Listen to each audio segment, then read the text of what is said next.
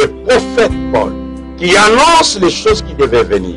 C'est pour vous dire que l'évangile que Caleb a prêché,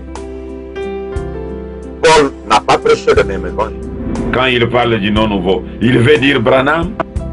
Personne ne raisonnera pour dire, il veut dire Moïse. Non. Tout le monde va dire, il veut dire Branham. C'est parce qu'il y a une petite voix qui leur chuchote. Chers internautes, même vous, les téléspectateurs qui auront l'occasion de suivre ceci peut-être sur une chaîne de télévision, chers auditeurs, mes précieuses et précieux, comme vous le savez, ça fait maintenant un temps que nous étions en train de répondre à la question de la sœur Lydia Sotman de Cameroun. Aujourd'hui, le missionnaire africain a trouvé bon de mettre une virgule à cette question avec comment la femme vertueuse termine les difficultés d'infidélité dans sa maison. C'est réellement une difficulté. Je reçois beaucoup de demandes de gauche à droite. Mais révérend, vous avez laissé la difficulté d'infidélité. Comment est-ce que nous allons gérer cela dans nos maisons? C'est vrai, je vais essayer un peu de donner ce que le Seigneur lui-même a donné, bien que je ne serai pas à mesure de tout donner.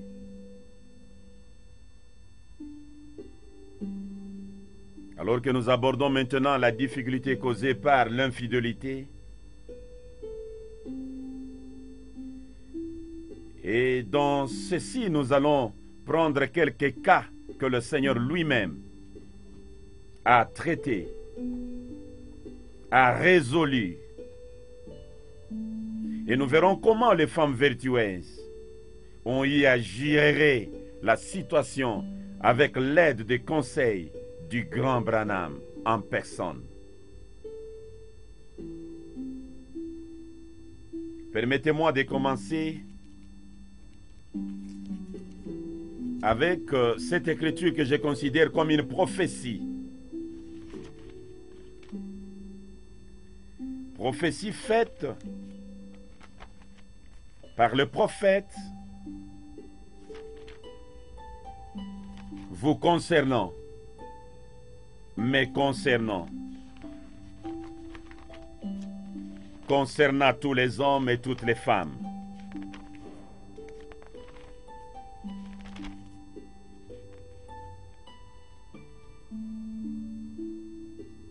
Je suis dans la stature de l'homme parfait, la page 9.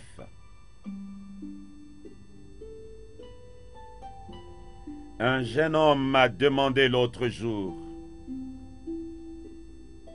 Frère Branham, pensez-vous que je devrais épouser telle et telle jeune fille?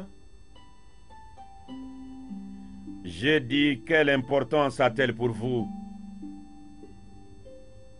Il a répondu, oh là là, qu'est-ce que je l'aime. J'ai dit, eh bien, si vous ne pouvez pas vivre sans elle, alors vous feriez mieux de l'épouser. Mais si vous pouvez vivre sans elle, vous feriez mieux de ne pas le faire. Mais si vous risquez d'en mourir, vous feriez mieux d'aller de l'avant et de vous marier. Donc ce que j'essayais de lui faire comprendre, c'était ceci. C'est que si vous l'aimez tellement, eh bien, en ce moment, avant d'être marié, tout est bien, tout est beau. Mais une fois marié, les labeurs et les épreuves de la vie commencent. C'est à ce moment-là que vous devez être tellement amoureux que vous vous comprendrez l'un l'autre.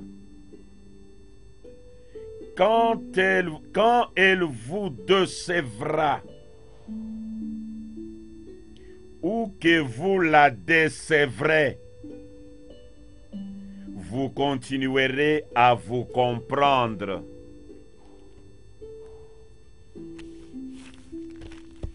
Quand elle vous décevra, avant le mariage, tout est beau, tout est bien. Vous la trouvez comme si elle est descendue du ciel ou de la lune. Et vous le trouvez comme un homme qui est venu du ciel. Et vous ne croyez même pas que c'est un homme, vous dites, c'est mon ange. Tout est beau, tout est bien. Mais le clairvoyant William Marion Branham dit, elle vous décevra. Il vous décevra. C'est ce qu'il dit à ce jeune homme. Si vous trouvez que vous pouvez vivre sans elle, laissez-la tranquille. Mais si vous sentez que sans elle, vous ne pouvez pas vivre, épousez-la. Parce que si vous l'épousez et que vous sentez que sans elle, vous ne pouvez pas vivre, peu importe la déception qui viendra, vous allez gérer cela. Peu importe la déception qui viendra, la sœur va gérer cela.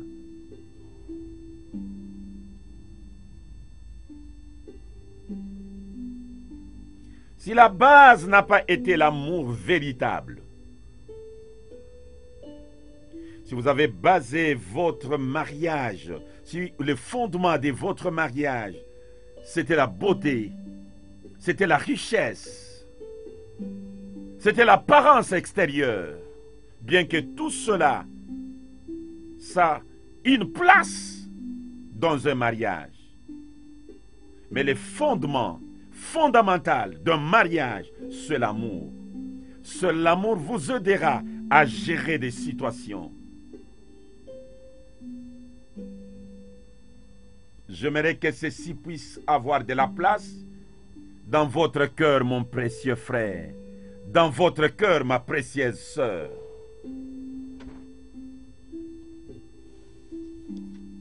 La déception viendra.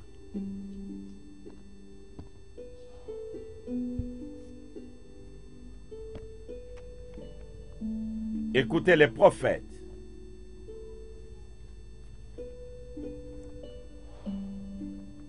Ceci peut arriver, je lis. Paragraphe 67, le signal rouge de sa venue. Remarquez que la Bible dit qu'il mangeait et buvait. Tout cela est légitime. Bien sûr, le mariage est honorable. Un homme qui épouse une femme, c'est quelque chose d'honorable. Cela a été institué par Dieu. Mais si cet homme prend la femme d'un autre, qu'il prend une jeune femme, ou une femme, quelle que soit la situation de cette femme, il rompt ce vœu de mariage et fait quelque chose de faux, c'est un péché aux yeux de Dieu. La Bible parle très sévèrement contre cela.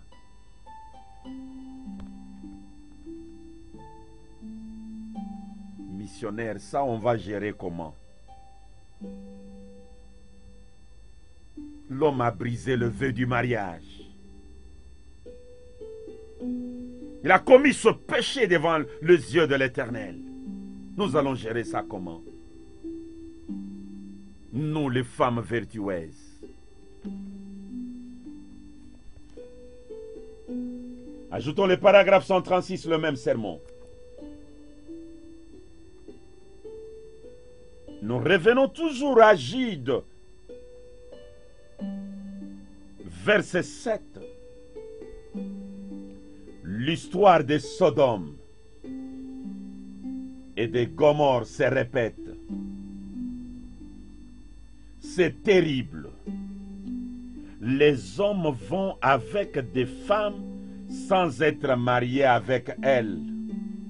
Les hommes vont avec des femmes sans être mariés avec elles. Je sais que ça brise le cœur, mais la vérité doit être communiquée. Cette femme avec qui vous vivez, cette femme avec qui vous allez, vous l'avez mariée?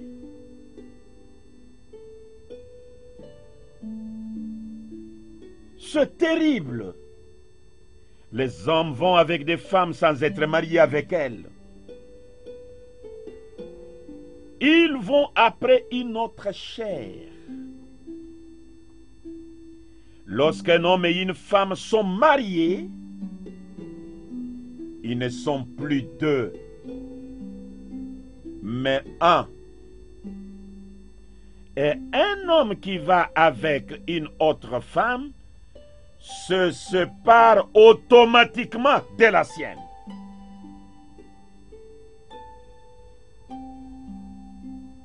Missionnaire africain, qu'est-ce que tu vas nous conseiller là-dessus? Mon mari s'est séparé automatiquement de moi parce qu'il est sorti avec une autre femme. Ainsi dit le Seigneur. Comment gérer ça? La citation continue.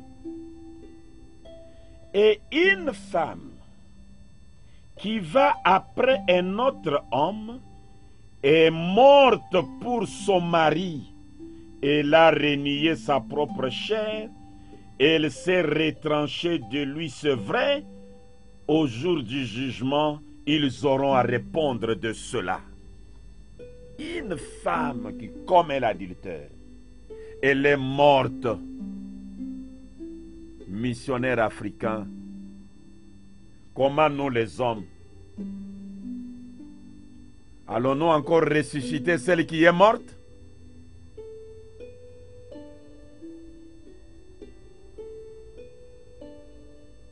Oui. Personnellement, je sens que ça pèse. Je peux ajouter encore une écriture avant que je puisse donner le médicament du Seigneur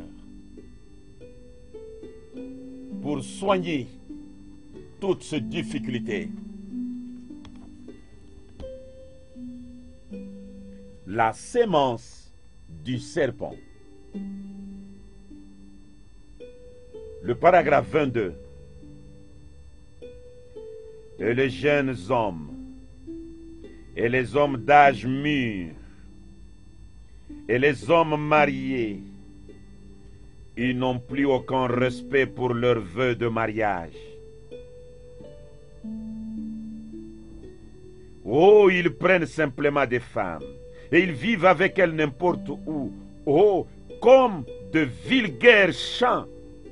Un chien a plus de respect et plus de moralité que certaines personnes n'en ont. Je sais que c'est très direct, ça, mais c'est vrai. Le vœu du mariage. Promets-tu d'abandonner toutes les autres? Oui, pasteur, je le promets. Promets-tu d'abandonner tous les hommes? Oui, pasteur, je le promets. Aucun respect de vœux. C'est alors qu'on parle d'infidélité. L'homme n'est plus fidèle. La femme n'est plus fidèle. C'est une difficulté qui s'est introduite dans la maison.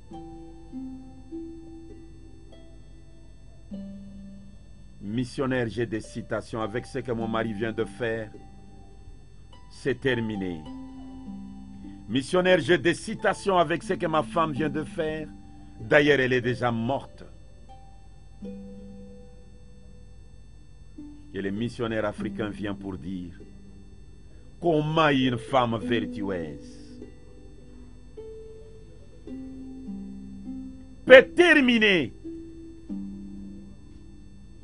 les difficultés d'infidélité. Il y a beaucoup de citations qui me viennent maintenant. Et je risque de m'élargir, prendre des heures et des heures. Mais c'est tellement sacré. Ça brise le cœur que je ne saurais prendre beaucoup de temps là-dessus.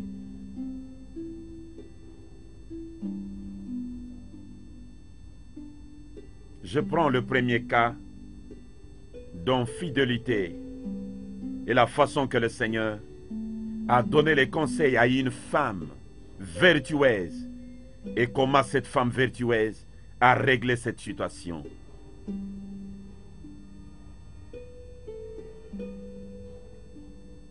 Je suis dans pourquoi les gens sont-ils si ballottés ou le voile intérieur.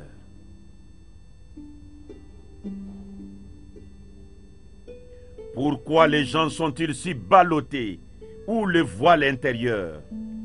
Prêché le 1er janvier 1956. Je commence depuis le paragraphe 150. Je peux aller jusqu'à 152. Suivez bien.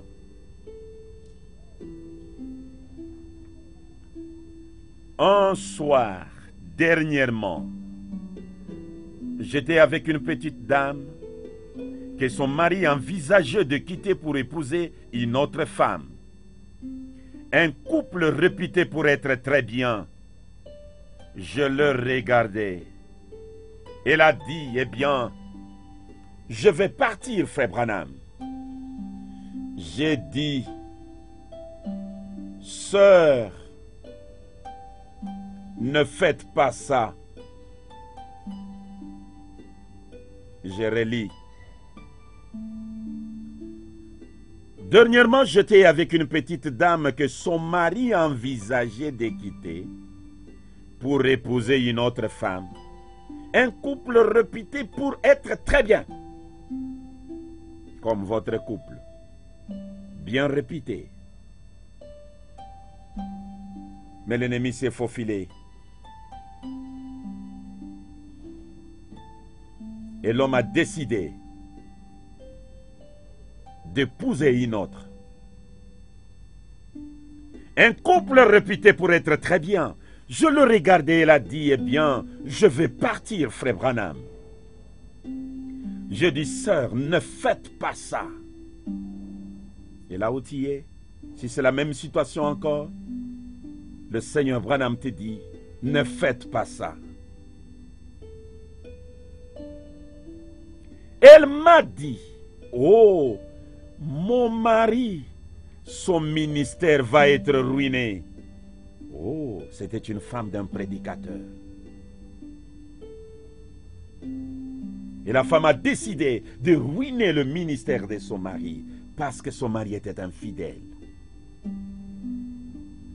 Que puis-je faire? Je vais aller à New York. Je vais me trouver un travail. Je dis, sœur, ne le faites pas. Ne le faites pas. Que puis-je faire, frère Branham? Je répondis, allez vers lui. Elle ajouta, j'ai trouvé les photos de cette dame. Je les ai déchirées. J'ai fait ceci et cela. Je fais cela. Donc la sœur s'était déjà vengée. Elle a fait des choses invraisemblables. Mais ça n'avait pas donné la solution. Le dépôt de la sagesse donne maintenant la solution. Je me suis tenu là et j'ai dit, je vois, Bill Branham voit votre difficulté. Je me suis tenu là et j'ai dit, je vois. Mais j'ajoutais, allez vers lui. Mettez vos bras autour de lui et dites, chérie, peu importe ce que tu y as fait, je t'aime toujours. Ça ira. C'est juste. Premier conseil du Seigneur. Et dans une autre citation, le même événement, cette femme est rentrée à la maison. Comme le prophète lui avait dit que tu les trouveras sous l'arbre. Il l'a trouvée sous l'arbre en train de lire le journal. Et la femme est arrivée. L'homme le voit de loin. Oh, qui je vois là-bas? L'homme savait que c'était déjà consommé. Le divorce était déjà là. L'homme regarde. Parce que pour l'homme, c'était déjà consommé. La femme avait décidé, l'homme avait décidé. Et la femme avait déjà pris sa décision d'aller vivre à New York. De se trouver un autre mari là-bas. Donc de se trouver un travail là-bas. Pour que le ministère de son mari soit ruiné.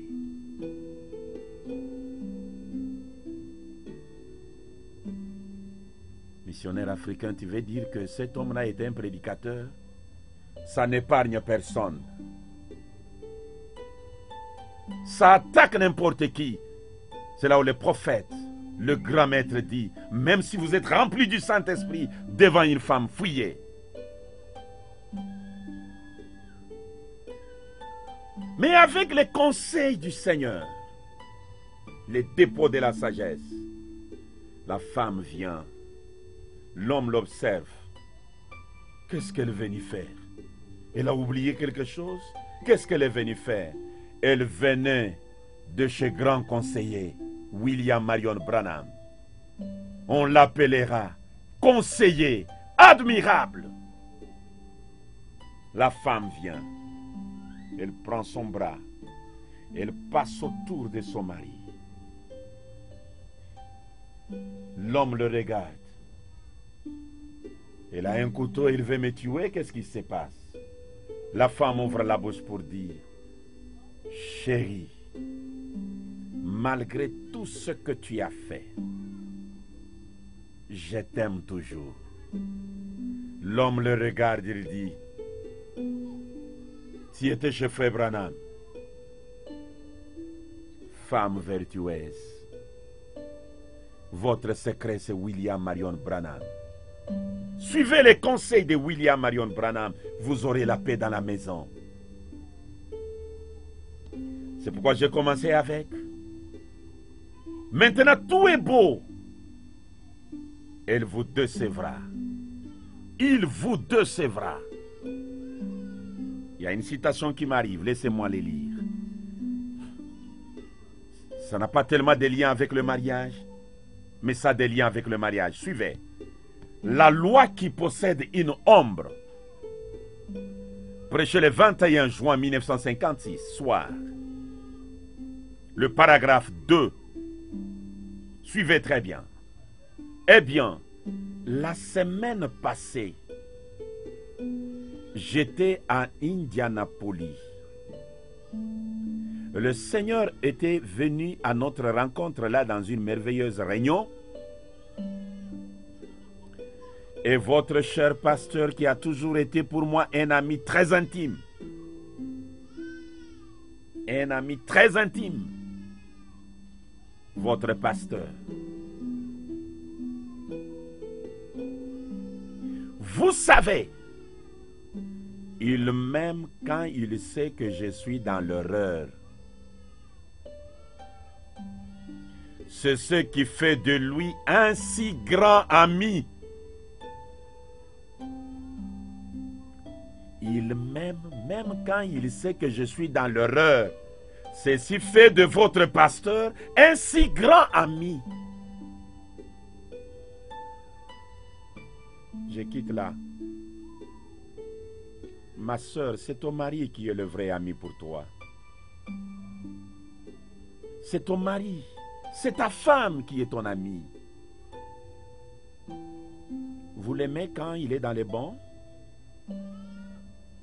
Bien des fois je dis, Joseph, j'aurais bien voulu pour pouvoir faire cela, mon frère, mais je ne puis tout simplement pas le faire. Et pour certaines choses qui sont réellement légitimes, et peu importe ce que vous devez faire, cela importe peu pour Joseph. Ça ne le dérange pas de toute façon. Vous savez, écoutez-moi bien, vous savez, n'importe qui pourrait être votre ami quand vous êtes dans le bon.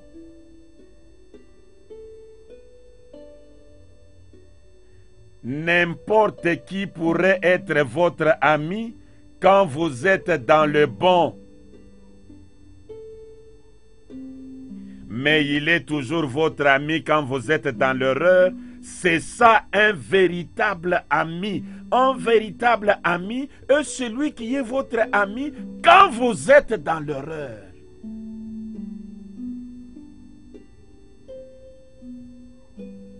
Maman, tu es l'ami de papa. Quand papa t'achète des histoires,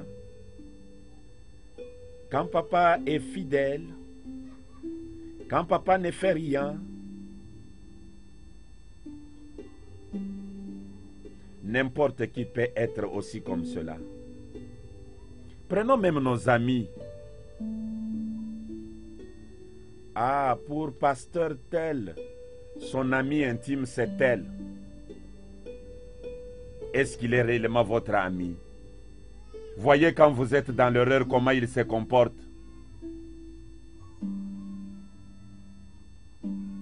Est-ce qu'il est vraiment votre ami? Est-ce que vous êtes réellement son ami? Le voilà dans l'erreur. Je continue avec la citation. Toujours le paragraphe 2. La loi qui possède une ombre. Je me souviens qu'on avait autrefois un petit poème à l'école. Beaucoup d'entre vous qui êtes de mon âge, vous pouvez vous en souvenir, je pense. Je ne me souviens que de la dernière partie ou quelque chose comme ceci.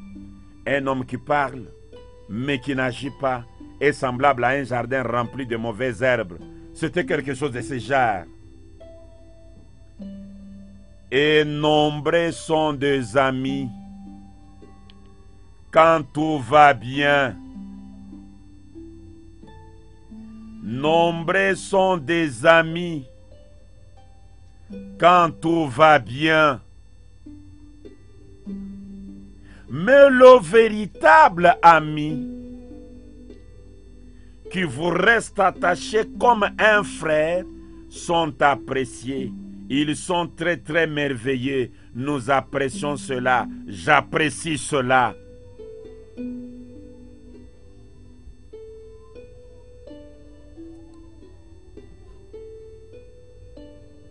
Est-ce que vous êtes mon ami réellement? Est-ce que je suis votre ami réellement?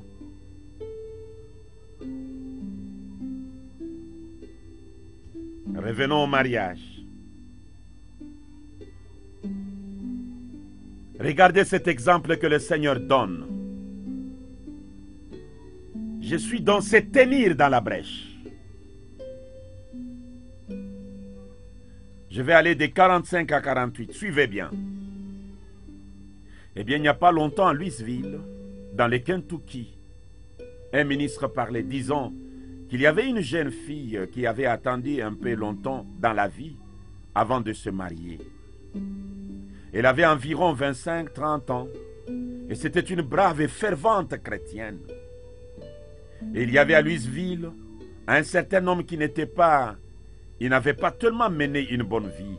Il fréquentait la soirée dansante et les boîtes de nuit et tout. Mais un jour, il reçut le pardon de ce péché. Il devint un vrai chrétien, un chrétien très fervent. Environ 1 an plus tard, il tomba amoureux de cette jeune fille. Et la jeune fille devint follement amoureuse de lui et ils se marièrent. Après qu'ils eurent vécu ensemble environ 2 ans, on dit qu'un jour cette jeune dame a dit à son mari, elle a dit, chérie, je pense que cela doit être assez difficile pour toi qui es un nouveau chrétien. Moi, je suis une chrétienne depuis que j'étais une petite fille.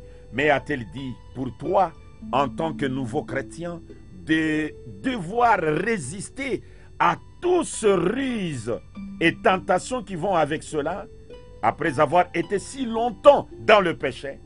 Il a répondu, eh bien, cela devient véritablement un combat. Maintenant, écoutez ce que cette fille a dit. Elle a dit, j'aimerais que tu te rappelles une chose, à savoir, si jamais l'ennemi te trouble quelque part et que tu tombes et rentres dans le péché, ne restez pas loin de la maison. J'aimerais que tu reviennes à la maison. Elle a dit, tu trouveras à la maison la même femme que tu as épousée. Elle a dit, je t'aiderai à prier de nouveau et à régler cela dans la prière et à revenir de nouveau à Dieu. Elle a dit, je n'aimerais pas que tu restes loin. Elle a dit, écoute, je t'ai épousé non pas sur base de ce que tu étais, mais je t'ai épousé parce que je t'aime. Puis elle a dit, quoi que tu fasses, je t'aime toujours, je t'ai épousé parce que je t'aime. Là, c'est la femme qui parle à son mari. Si tu tombes, ne reste pas loin de la maison. 48. Et ce jour-là, cet homme se rendit au travail. On l'entendait répéter cela au lieu de service. Elle était en train de répéter ce que la femme lui avait dit. Il a dit, comment donc un homme pourrait-il mal agir en face de quelque chose de ce genre? Quand une femme aime un homme au point que, malgré ce que ce dernier fait, elle est prête à revenir, le récupérer pour essayer encore. Voyez-vous? Je pense que vous n'avez pas bien compris. Je voudrais essayer un peu de vous donner cela d'une autre manière. La femme dit à son mari, chérie, je t'aime parce que je t'ai épousé, parce que je t'aime. C'est parce que je t'aime que je t'ai épousé. Ce n'est pas parce que non, parce que je t'aime. La vie de la parole est difficile. Si tu tombes, ne reste pas loin de la maison. Si tu tombes, reviens. Je vais t'aider à régler la situation par la voie de la prière. L'homme sort demain. Il voit une fille qui passe, très séduisante. L'homme dit, je ne peux pas. L'homme tombe.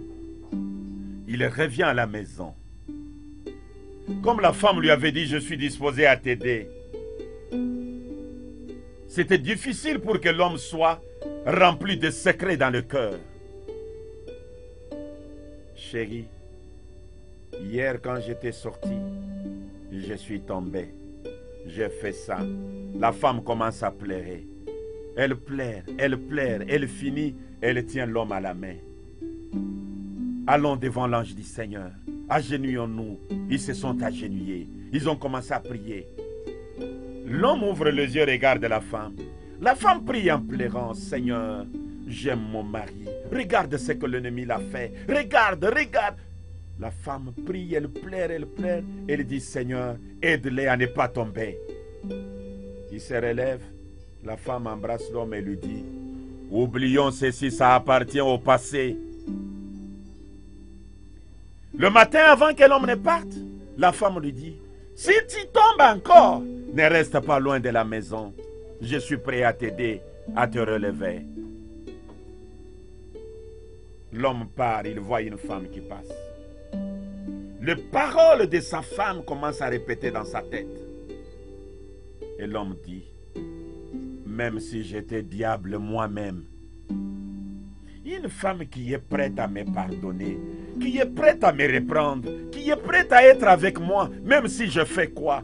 Pourquoi la blesser? Pourquoi briser son cœur? Je ne le ferai pas. L'homme commence à pleurer. Il retourne à la maison et dit à sa femme, j'allais tomber. Mais quand je me suis souvenu que tu m'aimes, même lorsque je suis dans l'erreur, j'ai dit non. Comment je peux continuer à briser le cœur d'une personne qui m'aime à ce point? Ma précieuse sœur, mon précieux frère, c'est l'amour. L'amour n'a pas de conditions. L'amour couvre une multitude de péchés.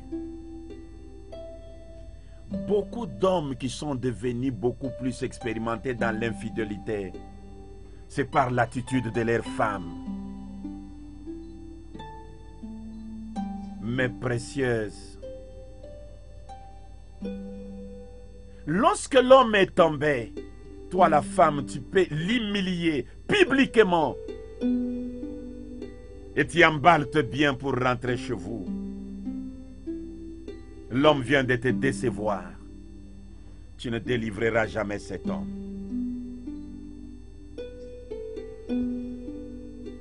Tu ne géreras jamais cette difficulté. Tu vas divorcer. Je voudrais lire une citation qui vient de m'arriver.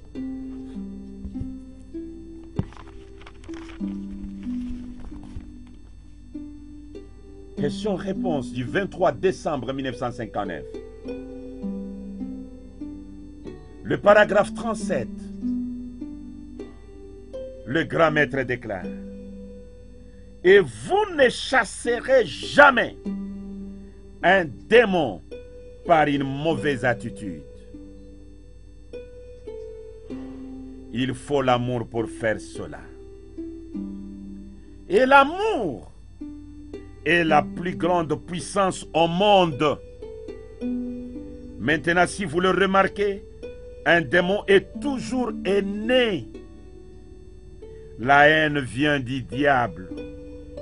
Et lorsque les gens haïssent quelqu'un, souvenez-vous, c'est un démon terrible que de mépriser ou de ne pas aimer. Vous ne devez pas faire cela. Vous ne chasserez jamais un démon par une mauvaise attitude. Ce que l'homme a fait là, c'est le diable qui l'a amené à faire ça. Donc il a un démon. Et vous ne chasserez jamais ces démons par une mauvaise attitude. Seul l'amour.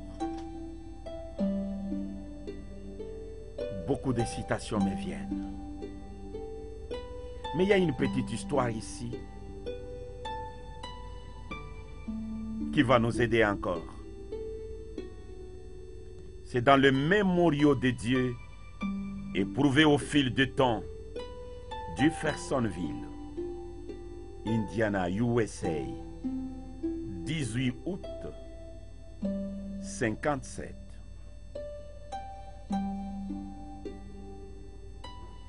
Depuis le paragraphe 27. J'ai parlé il y a quelques instants à une jeune dame qui était découragée et qui avait le cœur brisé. J'ai parlé il y a quelques instants à une jeune dame qui était découragée et qui avait le cœur brisé. Et j'essayais de lui expliquer comment un homme et une femme ne sont pas deux êtres séparés. Ils sont une même personne. L'homme créa, Dieu créa l'homme à la fois mâle et femelle. Il était un homme, c'est vrai. Ensuite, il les sépara dans la chair et les forma différemment. Mais il les a unis comme un seul être pour élever leurs enfants. Ainsi, l'homme est corpulent et vigoureux, tandis que la femme est la partie amour de l'homme. Ainsi, ils sont unis. Dieu les sépara, mais les deux étaient tout à fait la même personne, le même homme. Men.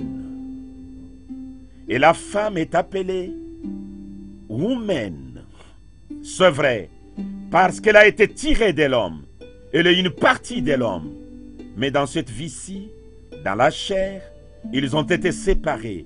En esprit, ils sont un. Et j'ai parlé des hommes qui perdent l'affection pour leurs femmes et qui ne les aiment plus comme ils le faisaient lorsqu'elles étaient leurs chéries. Honte à vous! Vous devriez le faire. Elle est toujours votre chérie. Absolument, c'est ce qu'elle devrait être. Et vous devriez la traiter comme cela. Oh, ne laissez jamais cette petite lune de miel s'arrêter, car au ciel, il n'en sera pas ainsi. Il y en aura une parfaite là, c'est vrai. Eh bien, il me semble que certaines femmes devraient dire Amen à cela. Amen. Jamais on me dise, vous êtes toujours en train d'engueuler les femmes et de leur parler comme cela. Sœur Ickerson, Sœur Lydia, Sœur Becky, Sœur Blessing, Sœur Paradoxe, pourquoi n'avez-vous rien dit? Quelqu'un là derrière l'a dit. Oh, Sœur Cox dit Amen. Merci, Sœur Cox, c'est très bien. Frère Cox, ça c'est pour vous, hein? Où que vous soyez maintenant, très bien, oui, messieurs. En outre, nous ne devrions jamais oublier de nous honorer les uns les autres. Soyez toujours des chéris. Ne laissez jamais cela s'arrêter. Il n'y a pas longtemps, un catholique est venu vers moi. Sa femme s'était séparée de lui. Il disait, Bill, je déteste de t'aborder. Je suis catholique et toi tu es protestant. Il disait, le prêtre vient de me chasser de ma maison. Je demandais, qu'y a-t-il là?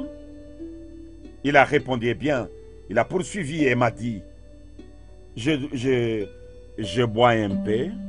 Et il a ajouté, je travaille durement la nuit. Ma femme estime que je devrais rentrer chaque soir, l'embrasser, l'étreindre et agir comme si nous nous apprêtions à nous marier.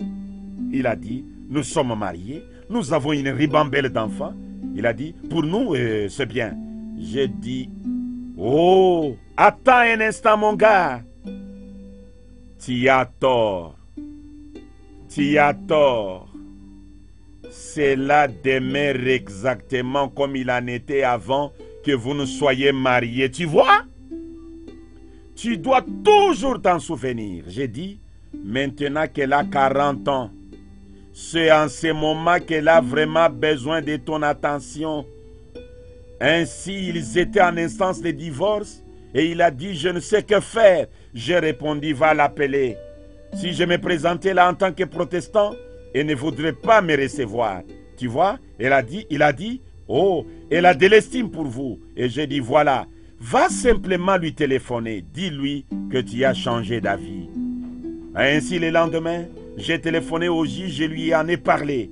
Et j'ai parlé au gars et je lui ai dit, je serai assis juste au-dessus de l'étage où le juge sera en train de vous interroger. Je serai en train de prier pour vous. N'en parlez pas à la femme. Très bien. Ainsi, j'étais là en train de prier. Au bout d'un moment, j'ai entendu de petits cliquetis descendre l'escalier et les voilà venir. Bras dessus, bras dessous, juste tout souriant. Vous savez, j'ai dit, eh bien, salut vous là-bas. Et il a dit, frère Branham, ça fait un bon bout de temps depuis que je vous ai vu. Oui, 30 minutes, voyez, un bon bout de temps depuis que je vous ai vu. Et il a dit, eh bien, révérend Branham, il y a très longtemps que je vous ai vu. Je suis heureux de vous revoir. J'ai dit, eh bien, merci. J'ai dit, vous avez l'air des amoureux. Oh, dit-il, ça marche tout bonnement entre nous. N'est-ce pas, chérie? Elle a dit, oui, ça marche tout bonnement entre nous, chérie. Elle a dit, venez une fois nous voir, révérend. L'amour surmonte tout, c'est vrai. Rien que l'amour. Vous pouvez avoir tous vos signes, toutes vos évidences, mais donnez-moi seulement l'amour. Cela règle la chose pour moi. Oh là là, l'amour règle la chose. Amen. Le temps ne me permet plus encore de continuer. Ne menacez pas votre mari, mais témoignez-lui l'amour. Et lorsqu'il verra l'amour en vous, le Seigneur Branham dit, celui qui a l'amour divin ne fera du mal à personne et personne ne peut lui faire du mal. Que l'amour gouverne vos foyers, que l'amour gouverne nos foyers, que l'amour gouverne nos mariages. Que le Très-Haut vous bénisse.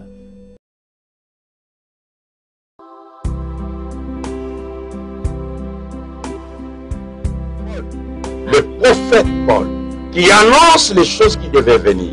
C'est pour vous dire que l'évangile que Caleb a prêché, Paul n'a pas prêché le même évangile.